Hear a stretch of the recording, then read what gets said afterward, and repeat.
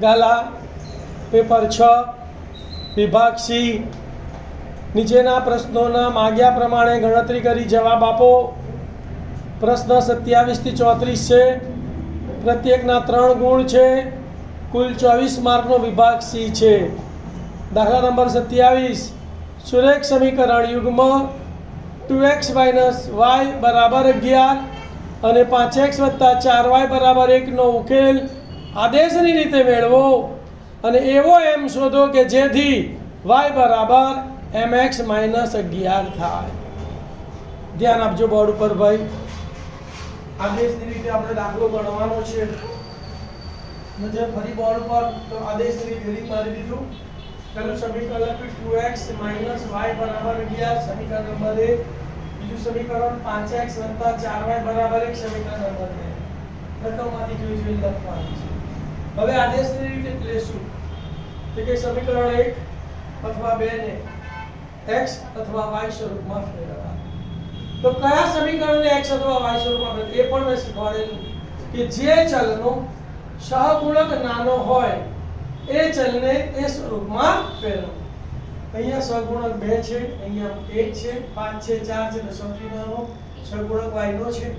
તો સમીકરણ 1 ને y સ્વરૂપમાં ફેરવતા શું લખીશું? સમીકરણ 1 લખવાનું 2x - y = 11. 2x - y = 11. y ને સૂત્ર કરતા બનાવવાનું. તો વત્તા 2x સામે જાય તો માઈનસ એટલે અહીંયા શું લખવા પડે? 11 તો છે જ. તો 11 - 2x થઈ જશે અને અહીંયા -y ના -y. તો -y = 11 - 2x. y પ્લસ જોઈએ તો આ માઈનસ ની નિશાની અહીં આપેલી છે તો બંને બાજુ નિશાની બદલી કાઢવાની. તો માઈનસ છે તો એના પ્લસ y, પ્લસ 11 છે તો -11, -2x છે તો +2x. તો જવાબ શું થશે? y = -11 + 2x.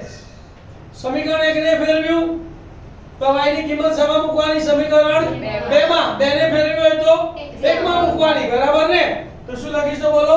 y ની કિંમત સમીકરણ 2 માં મૂકતા. સમીકરણ 2 લખવાનું 5x + 4y = 1. 5x + 4y = 1. હવે જે આ y છે એની જગ્યાએ શું લખવાનું?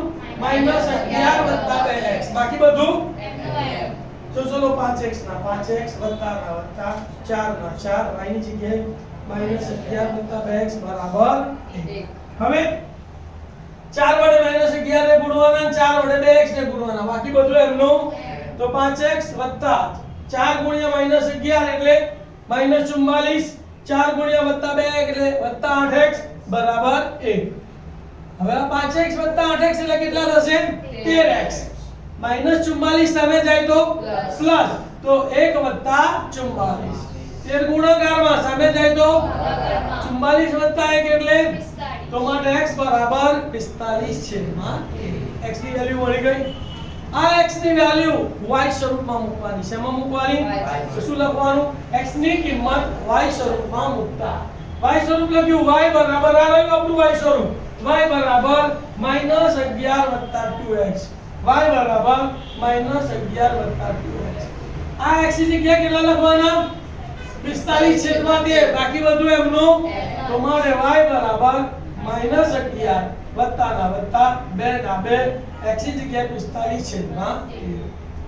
છેદમાં કેટલા છે? 13. તો 13 લસા આવશે એટલે લસાનો 13 લખ્યો. 11 ને 13 વડે ગુણવા પડે ને, તો 13 એકા 13 વધી પડી 1. 13 એકા 13 ને 1 14 અને નિશાની માઈનસ એટલે -143 વત્તાના વત્તા 2 * 45 તો 45 દુ 90. તો લખાશે શું બોલો?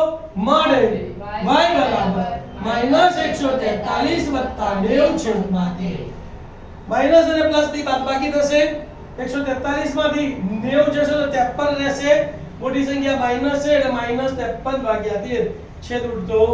તો y ની કિંમત આવી ગઈ. તો ઉકેલ શું આવ્યો? ઉકેલ xy બરાબર પહેલા x ની કિંમત લખવાની 45/13 કોમા પછી y ની કિંમત લખવાની -53/13. હવે તમને શરત આપી છે કે y બરાબર mx - 11 માં તમે x અને y ની કિંમત મૂકીને m શોધવાનું છે. તો y ની જગ્યાએ કેટલા મૂકવાના? -53/13 બરાબર ના બરાબર. m ના m x ની જગ્યાએ કેટલા મૂકવાના 45/13 એટલે 45 m છેદમાં 13 અને માઈનસ 11 છેદમાં કેટલા છે 13 તો બંને બાજુ 13 વડે ગુણવા પડે અને 13 વડે ગુણ્યો એટલે 13 ઉડી ગયા એટલે અહીંયા કેટલા વધ્યા -53 બરાબર ના અને 13 વડે ગુણ્યો એટલે 13 ઉડી ગયા એટલે કેટલા વધ્યા 45 છે -11 ગુણ્યા 13 કરીએ તો કેટલો જવાબ આવે 143 કોને સૂત્ર કરતા બનાવીશું m તો -143 સામે જાય તો પ્લસ તો લખાઈશું -53 + 143 45 ગુણાકારમાં સામે જાય તો ભાગાકારમાં બરાબર તો લખાઈશું શું માટે m બરાબર -53 + 143 ભાગ્યા 45 એક માઈનસ અને એક પ્લસ એટલે બાદબાકી મોટી સંખ્યામાંથી નાની સંખ્યા બાદ કરીએ તો 3 માંથી 3 ગયા એટલે 0 14 માંથી 5 જાય તો 9 મોટી સંખ્યા પ્લસ છે એટલે પ્લસ તો 90 ભાગ્યા 45 45 એકા